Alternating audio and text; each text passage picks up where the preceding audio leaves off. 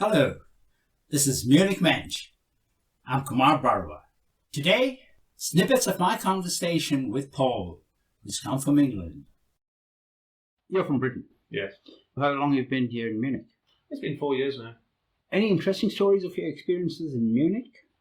In Munich itself, I think the house hunting experience. I've been living on my own in Belgium, in a nice flat, thinking this is all very pleasant. I then thought, okay, so I'm going to have to come to Munich. And I'd come out for a brief, short visit to try and find a house about 3 months beforehand. I thought I could just find a house and it would be easy and resolved and happy. So in that first week, I had one major experience, which a wake-up call for Munich, because crime-free city that it is, or very low-crime city that it is. Because a friend had kindly let me stay in the Olympic Park villages, student bungalows that are the remnants of the Olympic Village. So I had misread the tube signs and got off at the wrong end of the Olympic Park and not really had the slightest clue what time it was. It was 2 a.m, last tube had gone. So I was left stranded in Olympic Park on the wrong side, not knowing where I was, not having any phone or navigational capacity. And so I thought, okay, I don't actually know how to get out of this. A girl walks past me, young, clearly a 21 or 22-year-old woman. I was like, hello, excuse me, I don't speak German.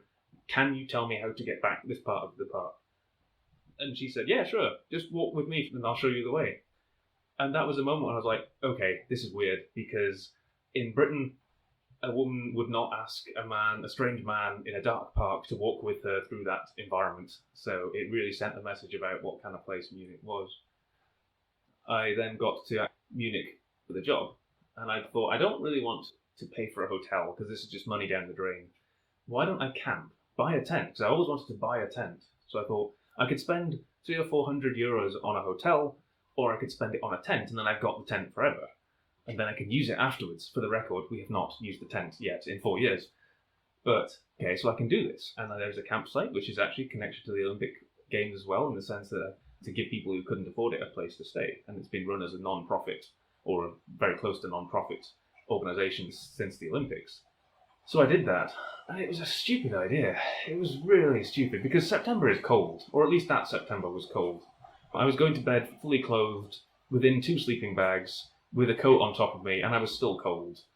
Obviously, you have to take everything with you every day.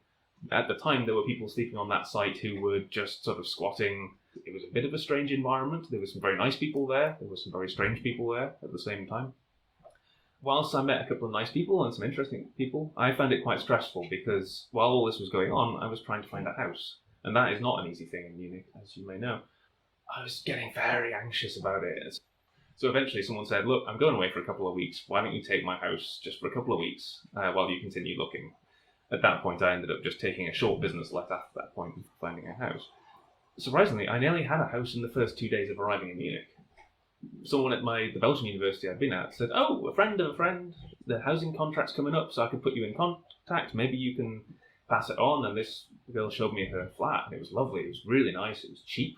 It didn't have the €2,000 fee that you had to pay at the time in Munich to get privilege of renting a house from somebody.